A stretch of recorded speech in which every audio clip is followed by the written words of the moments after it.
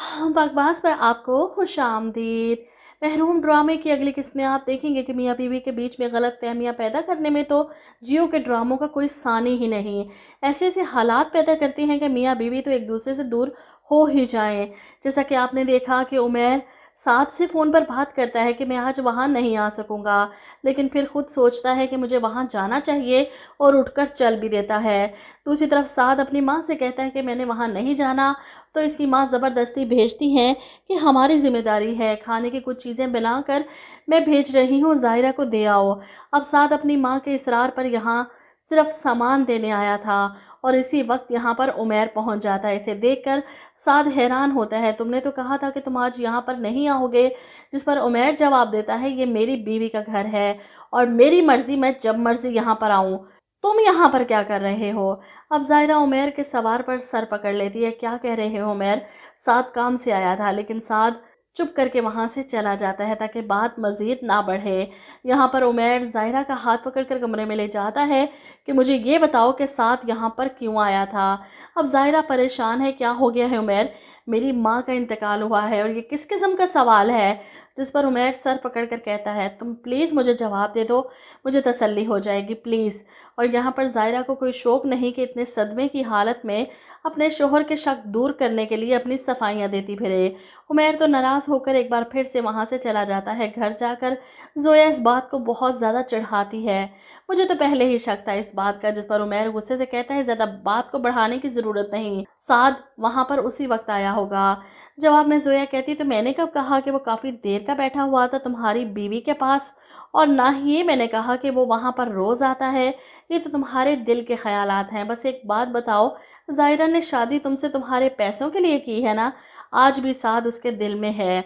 उमैर खामोशी से ये बातें बैठा सुन रहा है और शक कर रहा है अपनी बीवी पर। दूसरी तरफ ज़ाहिरा उमैर के रवैये पर काफ़ी दिल बर्दाश्ता है।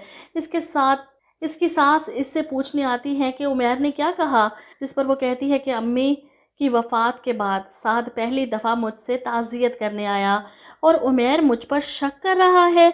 यहाँ पर इसकी सास इसे समझा बुझा कर प्यार से बहला फुसला कर घर वापस ले जाती हैं कि तुम्हें मैंने बताया था ना उमैर की नेचर का, तुम इसको मौका ही ना दो, चलो घर वापस चलो। और ज़ाहिरा भी अपनी सास की बात मानकर अपने घर आ जाती है, लेकिन यहाँ पर आते ही इन दोनों माँ बेटी की बातें सुन लेती है। जब ज़ोया अपनी माँ पर नाराज़ हो रही थी, तो क्या करूँ मैं, आप क्या चाहती हैं, बानों को छोड़कर पुलिस मुझे ले जाए? ज़ाहिरा इसकी बात सुनकर फ़ौरन शक में मुब्तला हो जाती है। ये हो ना हो, इन दोनों माँ बेटी का हाथ है इस सब में। उमैर के सोने के बाद वो साद को फ़ोन करके इस बारे में बताती है, मुझे पूरा यकीन है कि बानो इस केस में इन्वॉल्व नहीं है, ये इन दोनों माँ बेटी का किया धरा है। तुम प्लीज़ मेरी हेल्प करो और पुलिस को भिजवाओ घर पर। यहाँ पर उमैर की आंख खुल जाती है तो ज़ाहिरा फ़ौरन फ़ोन बंद कर देती है। जिसके बाद उमैर इससे सवाल करता है, तुम साद से बात कर रही थी ना, तुमने इसे मैसेज भी किया है, आखिर ऐसा क्या मैसेज था, ज़ाहिरा बताओ मुझे। लेकिन ज़ाहिरा उमैर को इस बारे में नहीं बताना चाहती कि वो साद के साथ मिलकर क्या प्लानिंग कर रही है। वो अपनी माँ के कातलों को इसके अंजाम तक पहुँचाना चाहती है। इसलिए सुबह नाश्ते की टेबल पर जब सब बैठे हैं तो पुलिस आ जाती है। ज़ाहिरा पुलिस को बताती है, ये दोनों माँ बेटी हैं, अरेस्ट कर लीजिए इन्हें। पुलिस आके बढ़ती है निकत बेगम को पकड़ने के लिए, तो वो ड्रामा करती है, अरे भाई मेरा तो ब्लड प्रेशर हाई हो गया, चक्कर आ रहे हैं, देखो ज़रा मुझे। वो घबराती है तो पुलिस वाली कहती है, पुलिस के पास सब चक्करों की दवाइयाँ हैं, चले हमारे साथ। वो अपने भैया भाई को पुकारती है, ये क्या हो रहा है हमारे साथ, रोके इन्हें।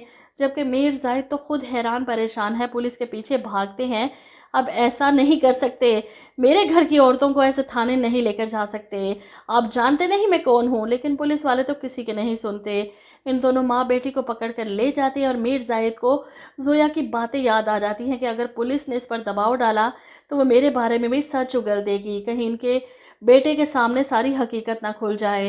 वो फ़ौरन दौड़ लगाते हैं पुलिस स्टेशन की तरफ इनको छुड़वाने के लिए। वहीं घर में ज़ाहिरा और इसकी सास मौजूद हैं।